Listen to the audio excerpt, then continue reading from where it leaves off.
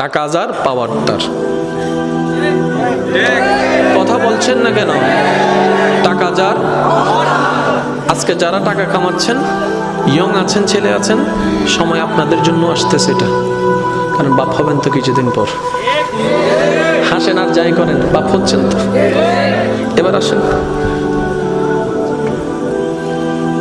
যারা টাকা কামাচ্ছেন আপনাদের কাছে অনুরোধ, যারা সন্তানের বাবা মা আছেন আপনাদের কাছে অনুরোধ, আপনি মরে গেলে সম্পদ এমনিতেই হয়ে যাবে সন্তানদের, কিন্তু কখনো বেঁচে থাকতে সন্তানদের নামে জায়গা ভাগ করে দিবেন না, কারণ বেশিরভাগ গন্ডগোল লাগে ভাগ করে দেওয়ার পরে।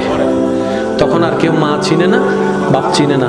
অন্তত এই মানুষগুলা সম্পদ পাওয়ার লোভে হলো মার সেবাটা করবে, বাবার সেবাটা করবে, বউটাও একটু মান্য করবে, ছেলেটাও একটু মান্য করবে, কারণ না হয় সম্পদের ভাগ চলে যাবে। কিন্তু আপনি কি করবেন? গোপনে গোপনে সন্তানের নামে সে জমিন, সে দলিল আপনি বরাদ্দ করে দিবেন। আমার বড় ছেলে, মেজে ছেলে, ছোট ছেলে, মেয়ে সবার নামে আপনি বরাদ্দ করে দিবেন। ইসলামী শরীয়তের নিয়মে আপনি বরাদ্দ করে দিবেন, কেউ জানবে না।